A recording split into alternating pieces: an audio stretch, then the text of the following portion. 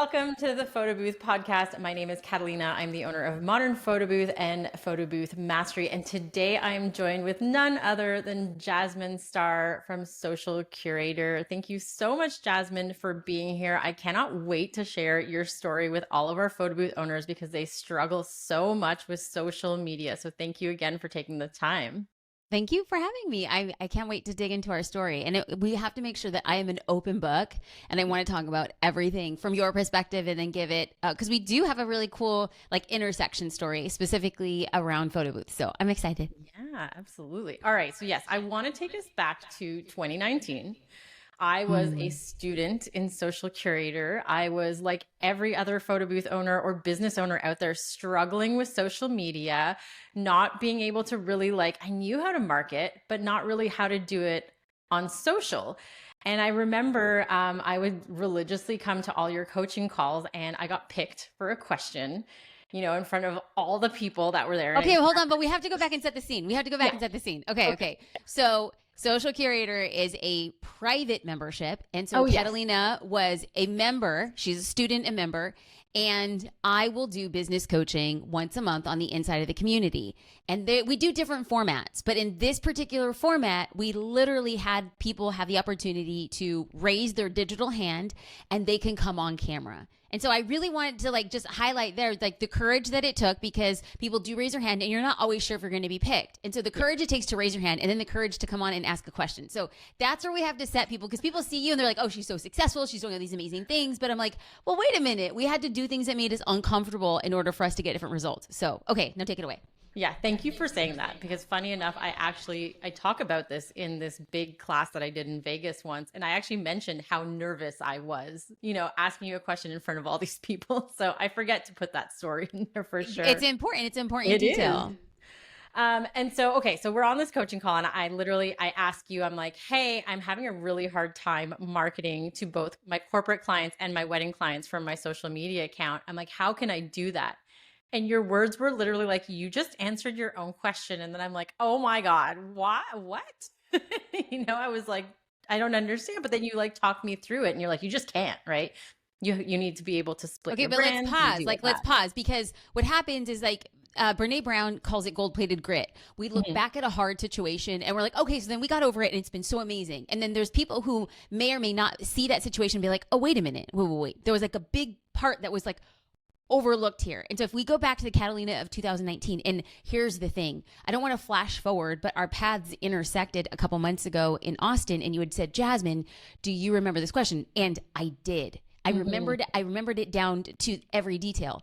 And the reason why I said, Catalina, you answered your own question, was simply she had said, how can I? It's so hard. And her question literally was the answer. And how many times in our life and our businesses where we're sitting here pounding our head against a brick wall and all it takes is somebody to say, oh, are you sure you want to continue pounding your head against a brick wall? That was it's it doesn't say much for my coaching, girl. It's not deep thoughts, No. But I just want to go back and be like, wait, let's pause, because how many times do we ask questions where we know the answer, but we just needed somebody else to look at it from a different perspective? And so the answer was, you can't. You can't serve two people at the same time, making them, quote unquote, the same offer, but their pressure points and their problems are different. And that's where we got into the business coaching. Yes, absolutely. And it changed my business right there, and I think I said this to you in Austin, I was so nervous to meet you. That was the first time I got to meet you in person. It was just this woman changed my business and I don't think she knows. And I'm so glad that we had that opportunity. And I think it goes back to what we do as business owners, right? And so in my case, we met by way of a tech offering / business coaching. But how many times do we meet people and we document, specifically with photo booths? Yes, it's transactional, right? But there are times you have no idea how that photo might have changed somebody's life, or was the last memory with a certain person, or it documented a momentous experience. And so if we were just to kind of peel back a little and have the opportunity for people to share how that changed their life and their business. And so my story with Catalina, there's a big gap in it, right? So my story goes from business coaching. She says, thank you. She creates her own light bulb moment to, like 4.5 years later, I see her in Austin. So there's this big gap. So after the call, Catalina, what happens? What do you do? And then how long do you start seeing like the shift and change? Yes. Okay. So I split my brands right away. So I created a new company that was only for corporate and a new one that was only for weddings. And that's why I have Modern Activations and Modern Photobooth. So Modern Photobooth does weddings. Modern Activation only does corporate. So let me give you some numbers of what happened here. 2019, when we had both of our accounts together, I'm only going to focus on weddings right now, but we had 27 wedding leads that came in January. 30% of them were unqualified.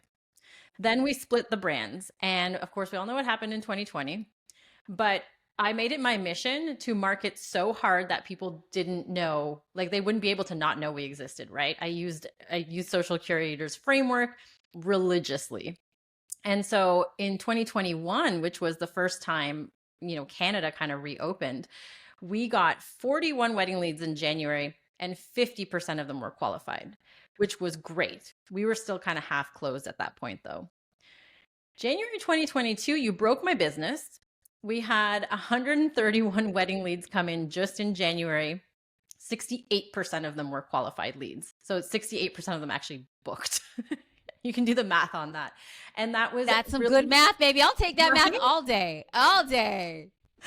And I remember, again, I presented about this in Vegas, right, at the Photobooth Expo, and I was showing people copies of the emails that I was getting where they were like, we saw this on Instagram and I want to book it.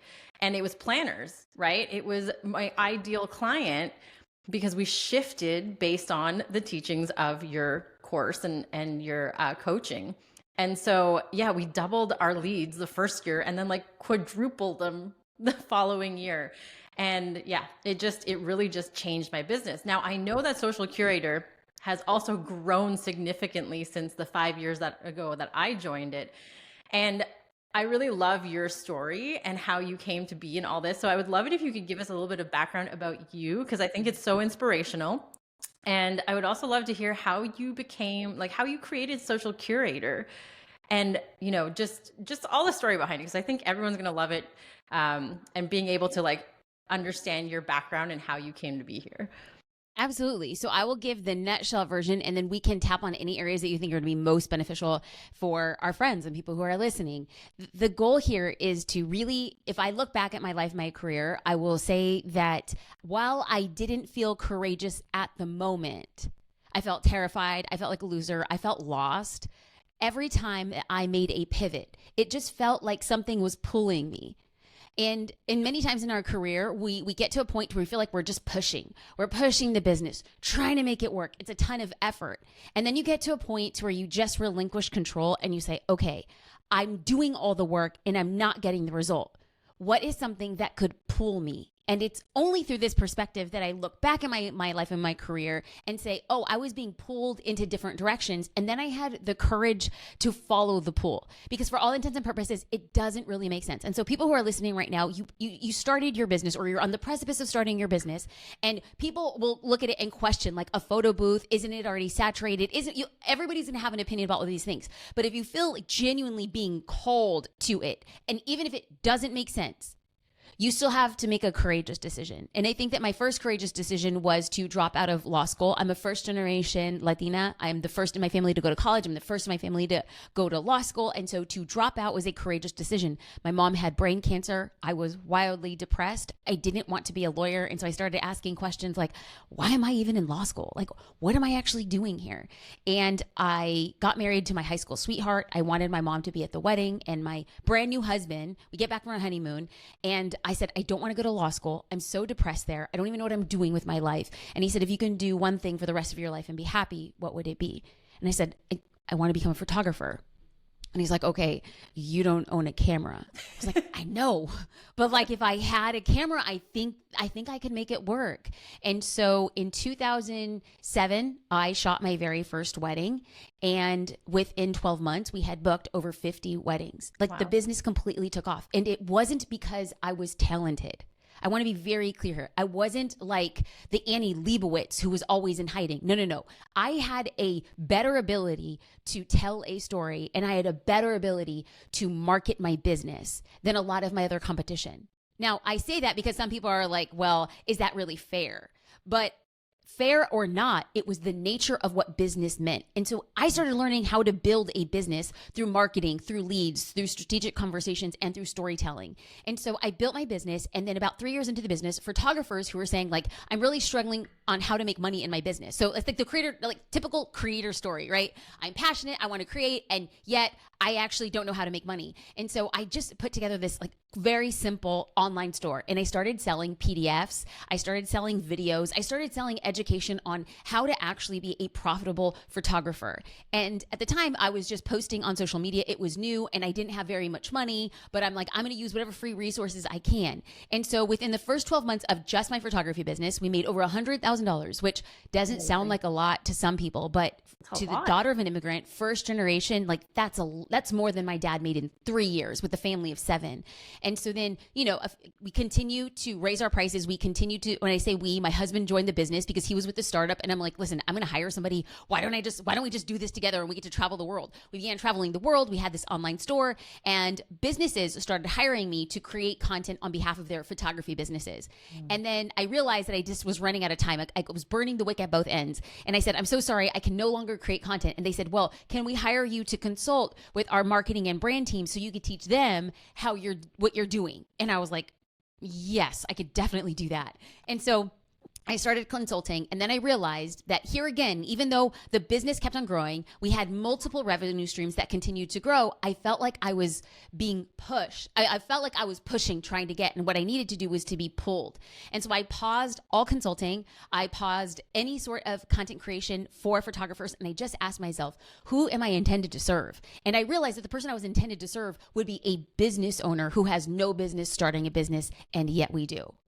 And I started stepping out more into teaching business principles, not just business principles for photographers. And that was like a big courageous risk because a lot of people were like, okay, photo girl, like, okay, what are you really going to teach other people about running a business? And so I started creating courses. I started creating like marketing courses online. That opened a wildly different revenue stream in the business. And you know, in less than 12 months, we'd created another 7-figure revenue stream in the business. So we were just collecting 7-figure revenue streams. Now we were working very hard at it, but it was with a bigger intention. How do we continue to grow? How do we continue to scale? And on the back of creating courses, I started realizing that people just didn't want to do a course. They wanted a consistent community. So we created a membership, and that is the start of Social Curator. Now, Social Curator started off as a membership, but here we are teaching business owners how to market their business. And what we realized was that there was a lot of friction between getting the information. We have courses, we have coaching, we have resources, and then actually creating your content for your marketing.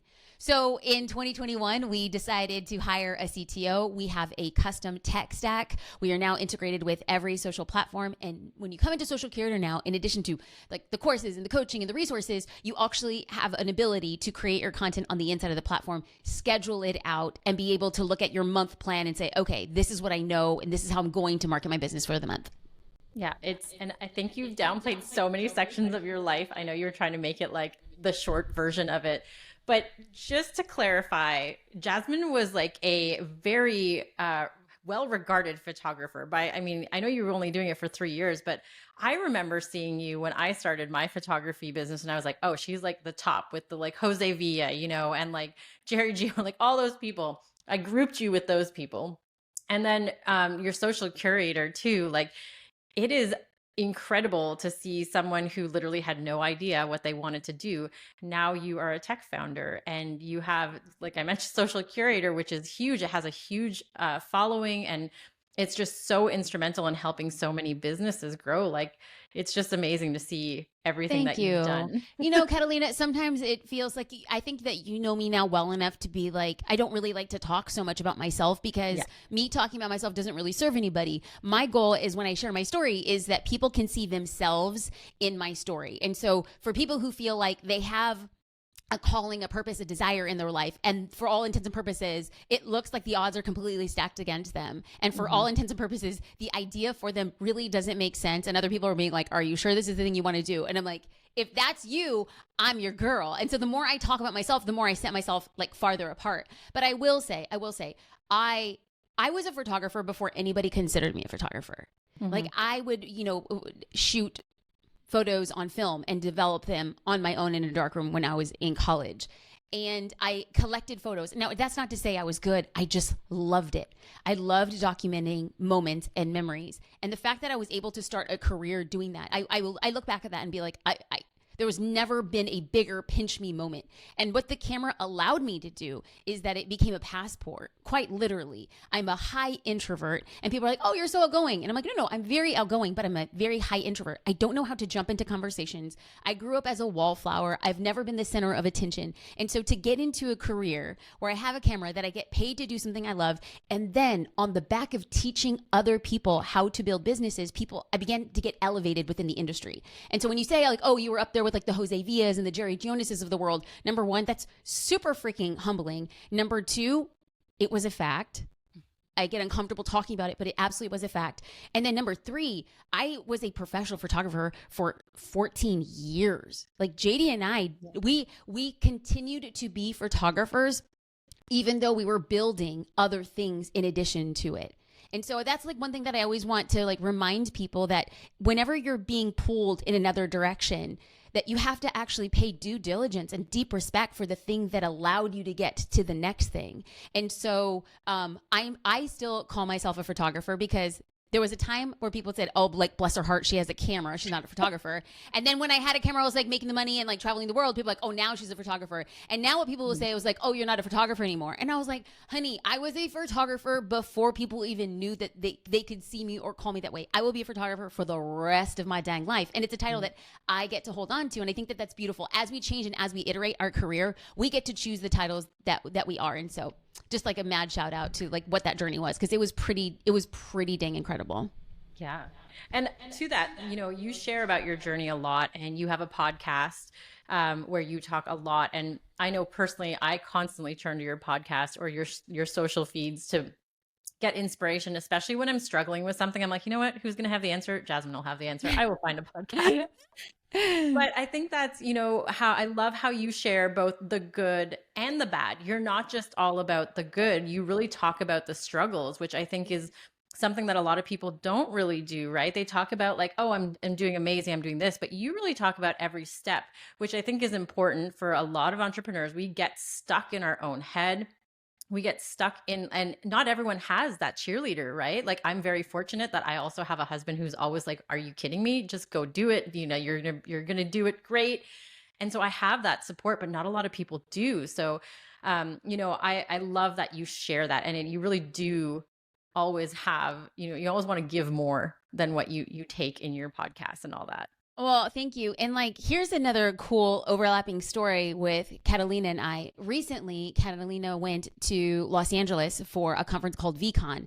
I was also at VCon and I reached out to her and I was just like, hey, do you want to meet up? Like, let's just meet up. Like, and the distance between us being in Austin together, the distance and the duration of us being in Austin, Texas to being in Los Angeles was about, 4 or 5 week time difference. And we'd actually connected in real life, and I just hit it off with her. I'm like, dude, I really like you. Let's make sure that I see you when you are in LA. So I sent her a text message. She's like, yes, I'm in LA. She's like, but I'm also with our team. I was like, great. Well, we'll go out and say hi. As we were waiting outside for our table to open at lunch, I just invited myself to lunch because that's what I do. I was like, I'm kicking it solo. I'm just going to join your lunch.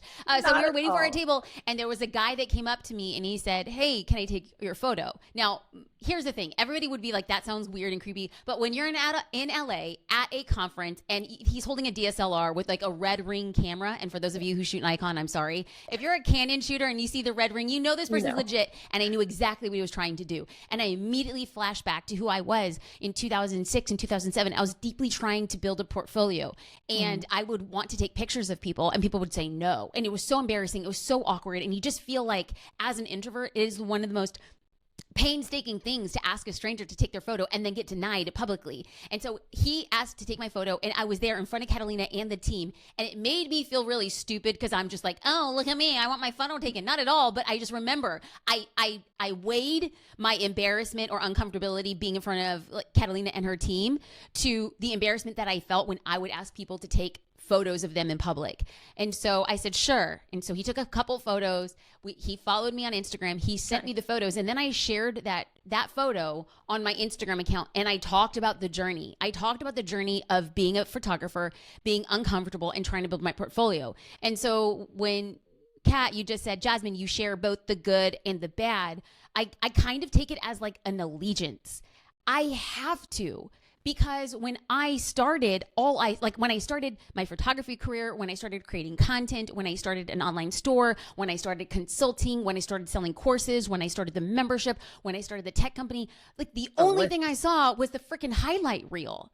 And it makes you feel like crap. It makes you feel like you're moving slow, or you're not successful, or you're not going to get there enough. And I'm like, well, what if I just document the whole story? So if I ever stood on a stage, if I ever got in front of a camera, if I ever made a piece of content, people would be like, must be nice. And I was like, honey, look back at all like the stuff that we share. And so the fact that you say that the podcast does share the good and the bad, I take that as like a badge of honor, because I really do want to demystify like the glory world of building a business, because it's hard. It's hard. It is.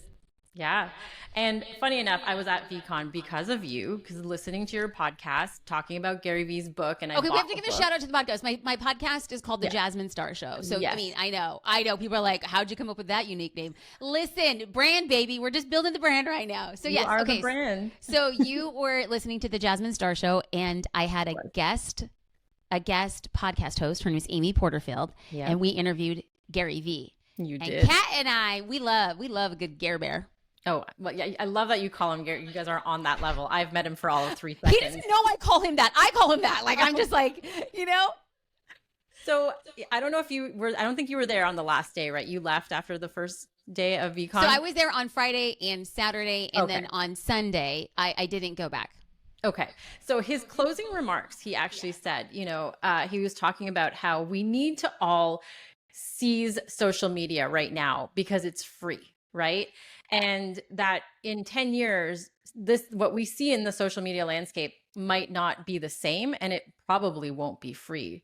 And that really hit me, and I was like, wow, because I've laxed a bit on my social media. Growing a business, we've obviously like really grown, and I've had to relinquish some of the tasks that I did before.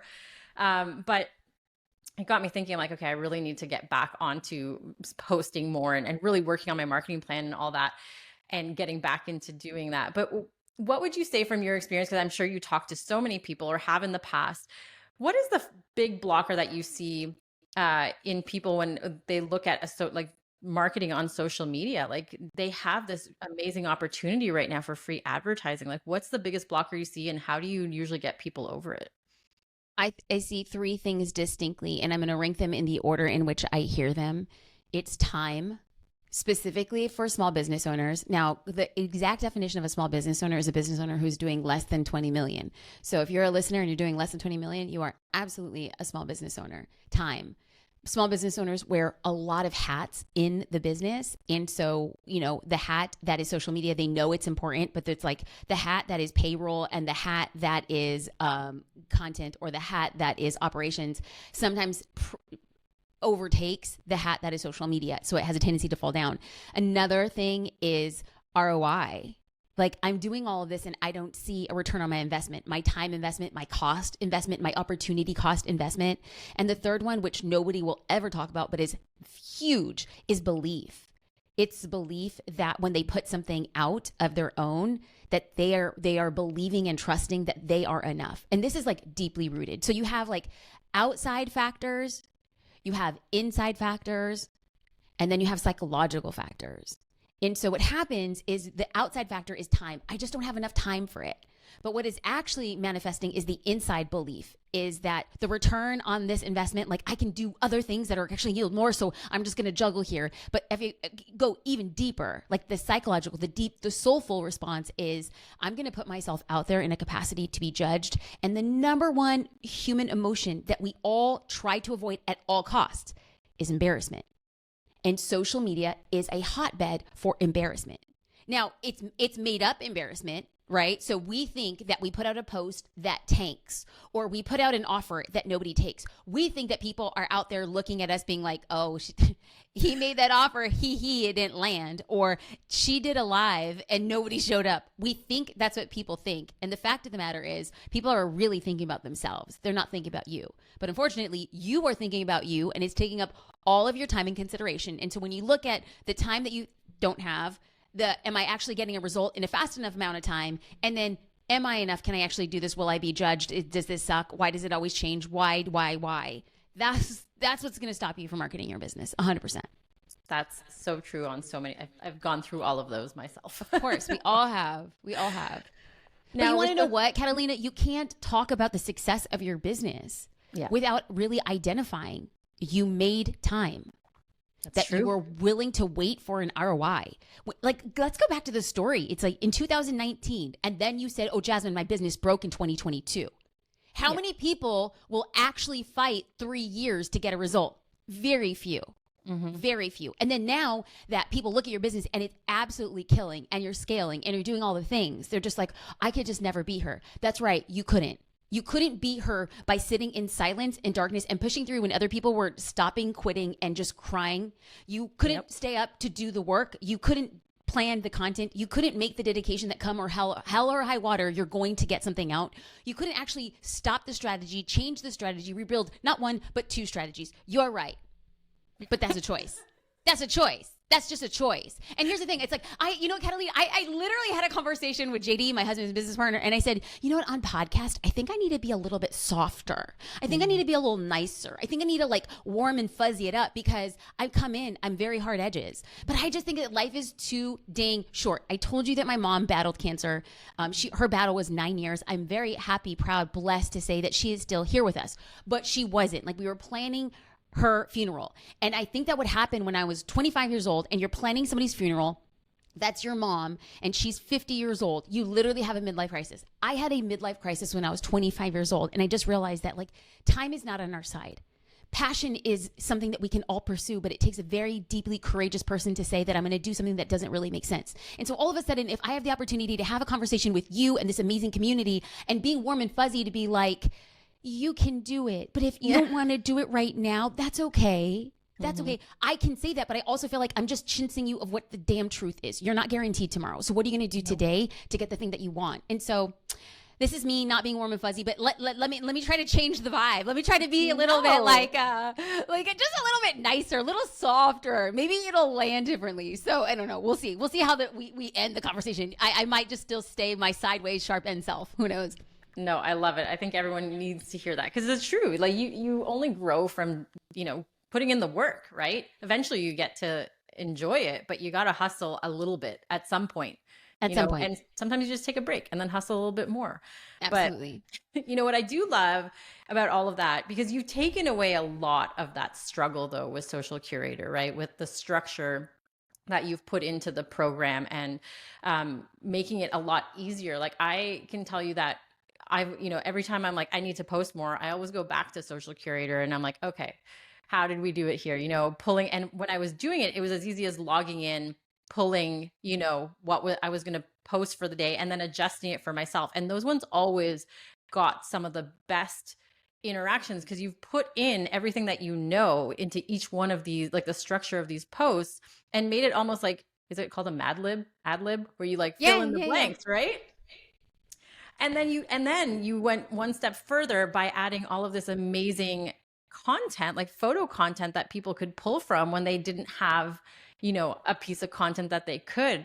And I want everyone to know, like, if you are struggling with social media and this is something that will help your business generate leads, generate revenue. And like you said, you got to put in the time, but Jasmine's solution literally makes it so much easier for you to be able to see what you need to post on a week. It makes it super easy to figure out how, like what you're posting for a whole month. You always had this class that was like, let's create a month's worth of content in like 5 minutes. And I was always like, no, it's legit.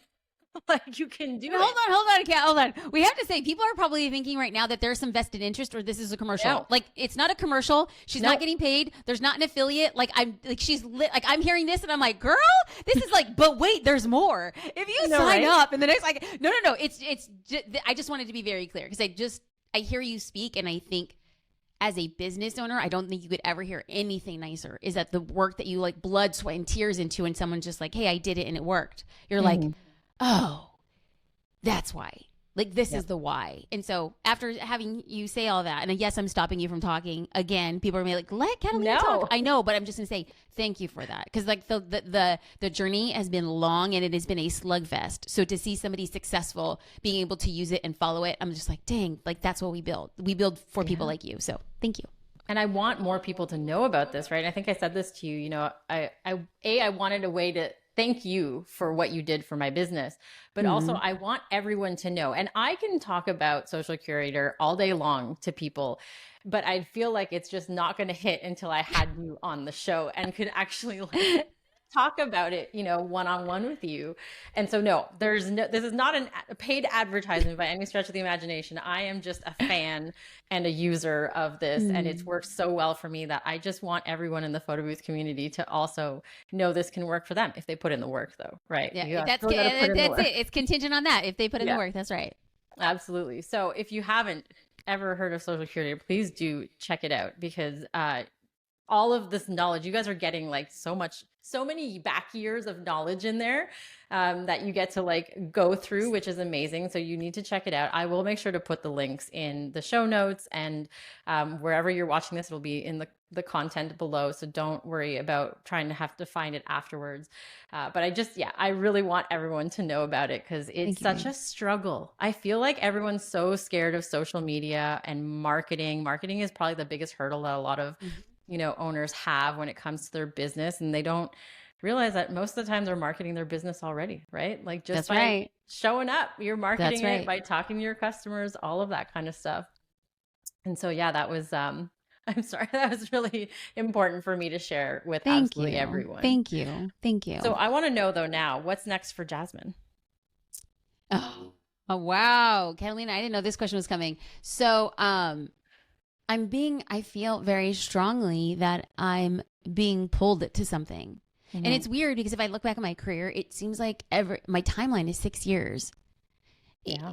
I feel called to this thing. And like I had said earlier in the conversation is we knew that the dynamic of the business in the photography world was changing. I knew it was, but I continued with that for 14 years. And I think that to have a president sitting on the inside of Social Curator, I still do the business coaching. I'm still in the community. I'm watching what's going on. I have a pulse deeply on what is going on with social media. I have a deep pulse on what is going on, like go-to-market marketing strategies. Like that is like the world I dwell. I think that some people have gifts, and my gift is to deeply understand brand, go-to-market strategy, and content. And I believe that there's this intersection of a skill set that I have.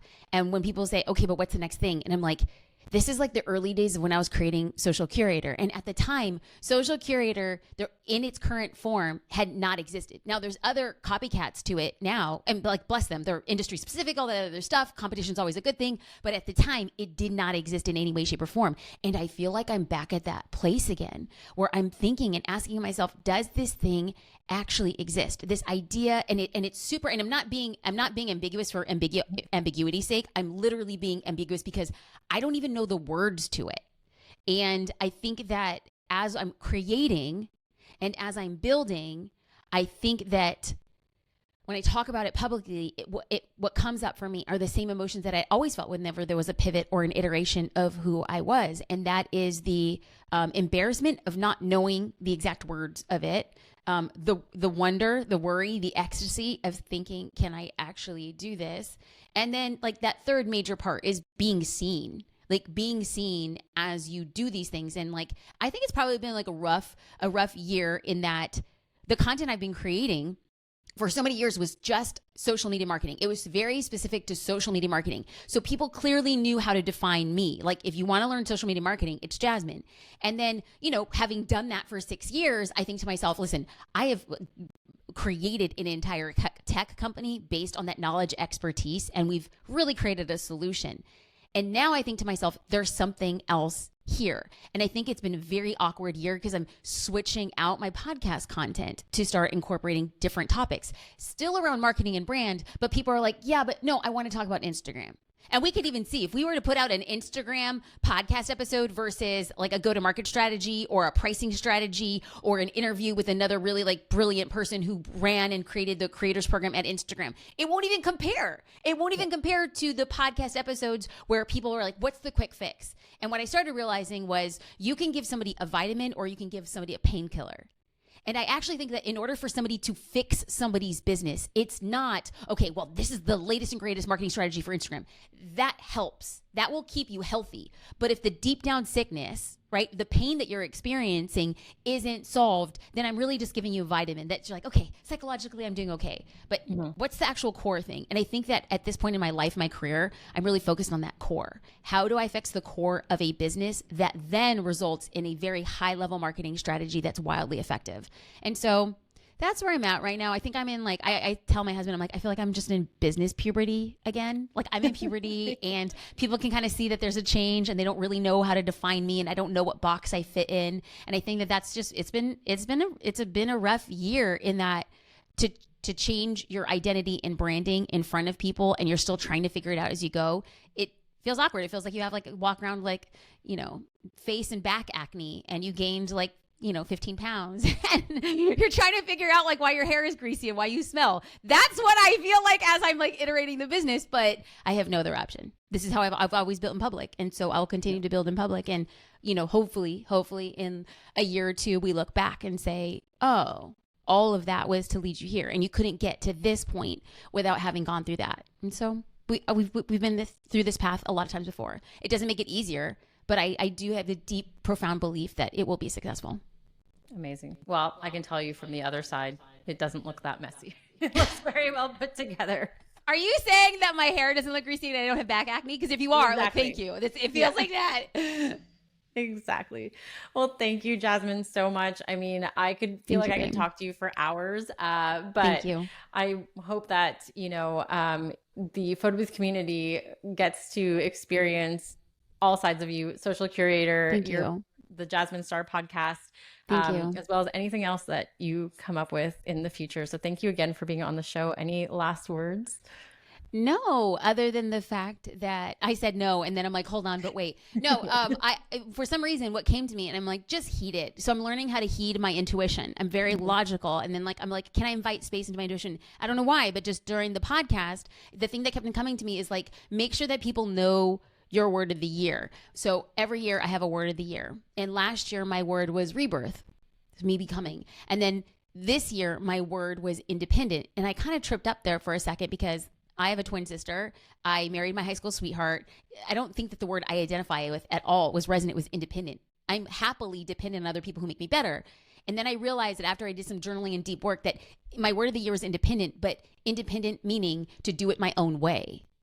And so if there's people who are listening and you are here and you're trying to say, I need to do it my own way for this to make sense, please lean into that.